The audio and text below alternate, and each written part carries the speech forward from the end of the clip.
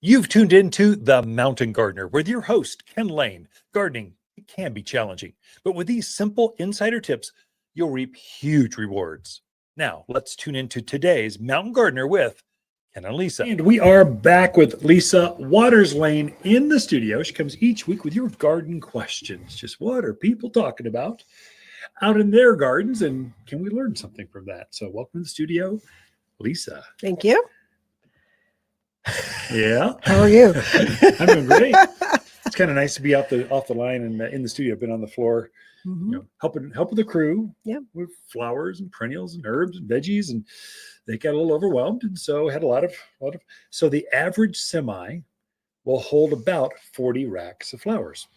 Well, we had like 60 racks. There's a truck and a half of flower just coming almost in. Two. They were overwhelmed, so it was just came in to kind of help them out, and we knocked out the place. When we got all done, the people are going, "Oh, this is the most beautiful I've ever seen the gardens, and it's so pretty." These are friends and folks that have seen us grow up over the years. It kind of tickles my heart when I hear that. So thank you for just commenting how nice the place looks. We are trying, and when you fill up a place with trucks and trucks and trucks of plants that are beautiful, it does feel like a botanical garden. That's our goal. Yes. And now with that new shade structure, you just want to bring your cup of coffee and peruse.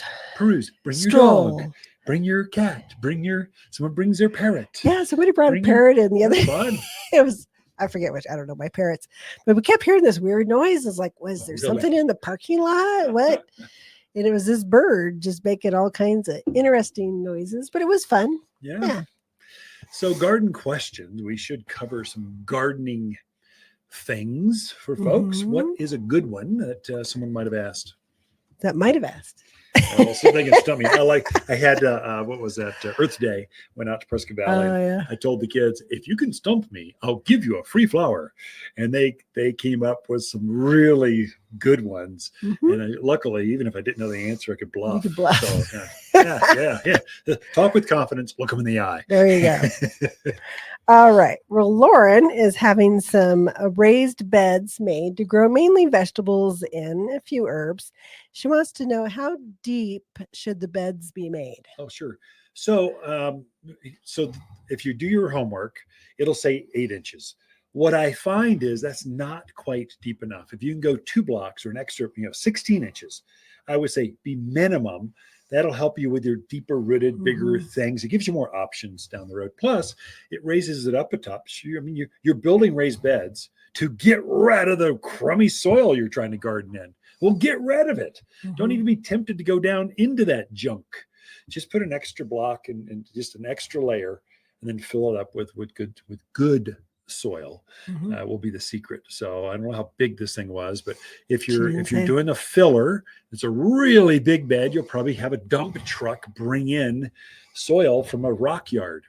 Well, rock yards don't have the best garden soil, but they got something that they're taking silt, they're adding wood chips and manure. Those are our 3 resources. And so they're blending that together using a dump truck in a cement truck mixer. They just mix it all up and then dump it out and go, here's our garden mix. That's good for filling up a bulk of the bed. The top layer, I would say the top 6 inches of that soil, of that bed, should be Water's potting soil. The potting soil will make the difference for whatever you're planting. Flowers, vegetables, herbs, lavenders, butterfly bush, whatever it is, it'll be a game changer. Don't blend it into that filler soil. Just use that as filler and then top dress with a 6-inch layer of Water's potting soil and start planting. You will have, instantaneous success. All organic, all natural. It's safe. Most soils are not organic. The wetting agent they add to it is a chemical. We don't do that. We purposely keep our soils 100% organic. So you can confidently go out and plant your tomatoes, plant your cilantro, your oregano, or cucumbers, whatever, and enjoy it. Or whether it's flowers. You don't want to hurt the butterflies. Keep it organic. Anyway, I can go on and on. That's my soapbox. Yes, you could. Yeah, we need to be better. We can be better with the environment. We can be better. Oh my gosh. That is true. All right. So Constance wants to put a rose on the northeast corner of her house. It will get about 4 hours of sun max. Do you think it will do okay? And if not, what other type of blooming shrub would you recommend? Yeah, constant. It's not going to be okay. It's not enough sun. Roses, it might bloom, but it'll be kind of leggy. It'll start to reach.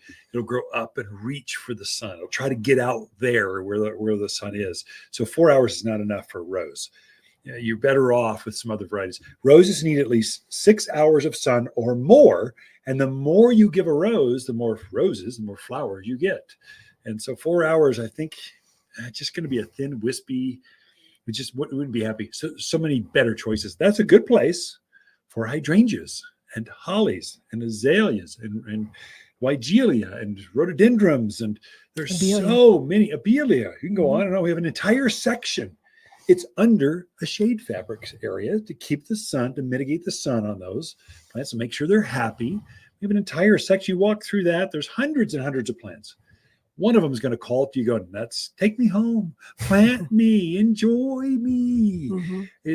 Look for that. So probably a rose, not ideal. That's one where it's good to ask before you commit to, spend $30, put a rose in, and 3 years later, you're going, "Why doesn't it ever bloom?" Well, you should have asked ahead of time. That is true. All right. Next question is from Stephen. He bought a dwarf peach tree and put it in a large container. He says there were quite a few peaches developing. Nice. He wants to know, do we let them all grow? Do we let none of them grow? Good, yeah. Do we thin it out? What do you do the first year? Yeah, Stephen, great question. So all of the fruit trees that we grow here at Waters Garden Center, we purposely bring in varieties of the right age. So the people that shop here at our garden center had a nickel for every time I heard, "I don't want to wait. I've got the money. I'm old enough. I'm retired. I got my dream home, and I'm not waiting for peaches or apples or pears or cherries or plums. I want it to be of age now." So all of our trees are of fruiting age. Typically, peaches have to be about 6-7 years old before they're old enough to start producing fruit. So obviously, you've got an older tree. So that's good for you. It's fruiting. Good. That's great. Enjoy. What the book says is don't let fruit trees fruit the first year because they're either fruiting or they're rooting. You want them to focus all their energy on a root. If it was a fairly large root you had, so it's 5, 10, 15 gallon size, it probably has enough roots.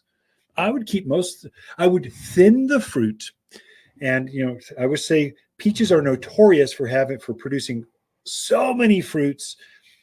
The roots cannot keep up with all this fruit production.